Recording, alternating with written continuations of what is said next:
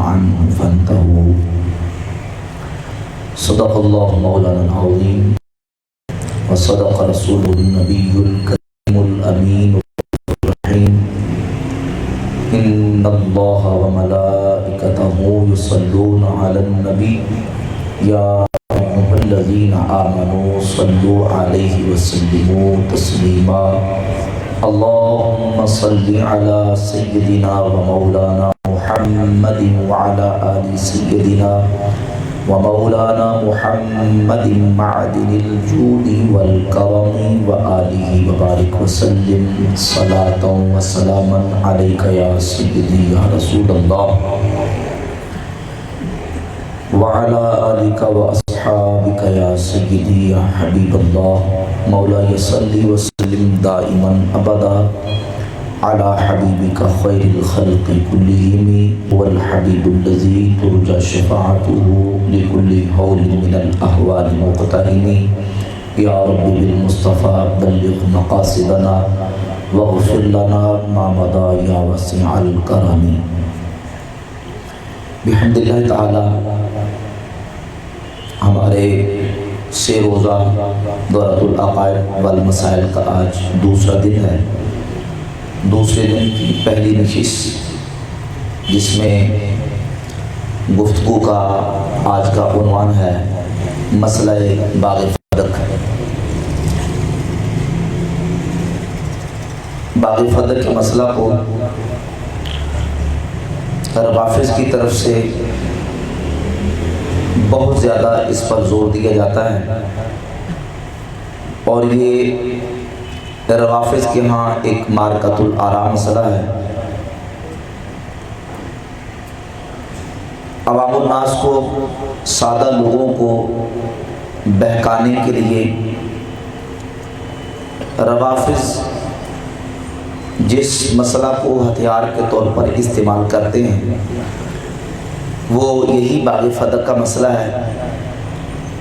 اس سلسلہ میں چونکہ یہ روافض اور اہل سنت کے درمیان ایک مختلف ہی مسئلہ ہے،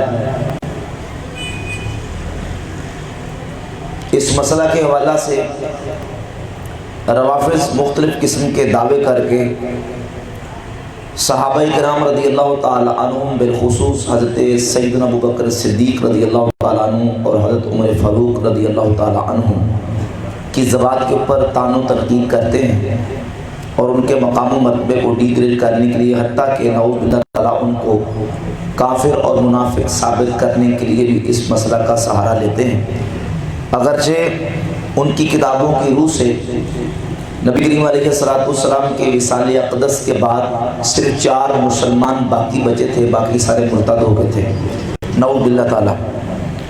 درجنوں کتابوں کے اندر یہ نظریہ ان کا لکھا ہوا ہے، الکافی سے لے کر تفاسیر کی متعدد کتابیں، ملا باقر مجلسی کی آپ حیات القلوب اٹھا لیں، بحار الانوار اٹھا لیں، حق الیقین اٹھا لیں، اور تفاسیر میں سے تفسیر قمی ہو، تفسیر عیاشی ہو، تفسیر البرہان ہو، ان تفاسیر کے اندر اور ان کی معتبر اور مستند مصادر اور ماخذ کتابیں، ان کے اندر یہ نظریہ لکھا ہوا ہے کہ رسول خدا صلی اللہ علیہ وآلہ وسلم کے وصال اقدس کے بعد صرف 4 مسلمان باقی بچے تھے، باقی سارے مرتد ہو گئے تھے نعوذ باللہ تعالیٰ۔ تو باغ فدق کے مسئلہ کو بھی اسی بنیاد پہ وہ لے کے صحابہ کرام علیہ رضوان کے خلاف پراپوگنڈا کرتے ہیں، کبھی کچھ دعویٰ کرتے ہیں، کبھی کچھ دعویٰ کرتے ہیں۔ تو اس مسئلہ میں روافض کے ساتھ بات کرنے سے پہلے چند بنیادی باتیں جن کا طے کرنا ضروری ہے۔ ہمیشہ یہ یاد رکھیں کہ کسی مسئلہ کے تعلق سے بات کرنی ہو، کسی جگہ پہ ڈیبیٹ کرنی ہو، مباحثہ کرنا ہو، مناظرہ کی ضرورت پیش آئے تو جو بنیادی چیزیں ہیں ان بنیادی چیزوں کا طے ہونا ضروری ہے۔ طے کیے بغیر اگر بات کو شروع کر دیا جائے تو بات پھر نتیجہ خیز اور کسی انجام تک نہیں پہنچتی، اور درمیانے گفتگو پھر وہ باتیں جو پہلے طے کرنی تھیں وہ درمیان میں جب طے کرنے کی نوبت پیش آتی ہے تو پھر درمیان میں गुफ्तगू के दौरान आके उन बातों को तय नहीं किया जा सकता। तो ये बुनियादी चीज़ें हर मसला से पहले तय करनी ज़रूरी है। बाग़ फ़दक का मसला चूँकि हमारे और राफिज़ के दरमियान मुख्तलिफ ही है।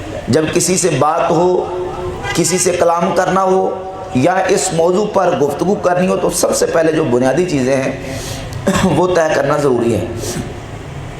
रवाफिज़ इस सिलसिला में जब फ़दक के हवाले से क़ज़िया फ़दक को डिस्कस करते हैं, सहाबा किराम अलैहिर्रिज़वान के ऊपर तारो तशनीह करते हैं, तो बाग़ फ़दक के हवाले से वो दो मुतज़ाद किस्म के दावे करते हैं। उनके दो मुतज़ाद दावे हैं। एक दावा उनका ये है कि फ़दक जो कि खैबर के इलाका के अंदर खजूरों का एक बाग था, जो रसूलुल्लाह सल्लल्लाहु अलैहि वसल्लम को अल्लाह रब्बुल इज़्ज़त ने माल फ़ै के तौर पर अता फरमाया। तो नबी सल्लल्लाहु अलैहि वसल्लम को अल्लाह ने हुक्म दिया, व आती दल कुर्बा हक़्क़हू, कि ए नबी अपने करीबियों को उनका हक़ दीजिए। सूरह बनी इसराइल की आयत नंबर 26। इस आयत के नाज़िल होने के बाद रसूल खुदा सल्लल्लाहु अलैहि वसल्लम ने वो बाग़ फ़दक जो माल फ़ै में से था, वो आप सल्लल्लाहु अलैहि वसल्लम को हुक्म दिया। अल्लाह ने हुक्म दिया तो आप अलैहिस्सलाम ने उसको सैयदा फ़ातिमा ज़हरा रज़ियल्लाहु ताला अन्हा को हिबा फरमा दिया। बाग़ फ़दक सैयदा पाक रज़ियल्लाहु ताला अन्हा को नबी पाक अलैहिस्सलाम ने हिबा कर दिया। ये एक दावा है कि बाग़ फ़दक ये वो माल था जो नबी अलैहिस्सलाम ने अपनी बेटी को हिबा कर दिया था। दूसरा दावा उनका ये है कि ये फ़दक की जायदाद और माल जो नबी सल्लल्लाहु अलैहि वसल्लम के पास था, ये आप सल्लल्लाहु अलैहि वसल्लम के विसाल अक़दस के बाद विरासत के तौर पर आपकी बेटी सैयदा फ़ातिमा रज़ियल्लाहु ताला अन्हा को मिलना चाहिए था। लेकिन अबू बकर उमर ने इस बाग़ फ़दक से रसूल खुदा सल्लल्लाहु अलैहि वसल्लम की शहज़ादी को, हुजूर की बेटी को महरूम कर दिया। उनको विरासत में से हिस्सा नहीं दिया गया। कितने दावे हो गए? दो। एक दावा कि बाग़ फ़दक हिबा था, दूसरा दावा है कि ये विरासत था। और ये बात रखें, हिबा और विरासत दोनों का दावा एक वक्त में ये इज्तिमाई ज़िद्दैन है। ये दो मुतज़ाद दावे हैं, क्योंकि आप जर्नली तौर पर देखें तो हिबा ये हयात का तकाजा करता है और विरासत ये मौत का तकाजा करती है। हिबा इंसान अपनी ज़िंदगी में किसी को करता है, ज़िंदगी में किसी को गिफ्ट के तौर पर, हदिया के तौर पर कोई चीज़ हिबा कर देता है, दे देता है। तो हिबा ये तकाजा करता है हयात का कि हिबा करने वाला अपनी ज़िंदगी में किसी को तोहफा दे, गिफ्ट दे।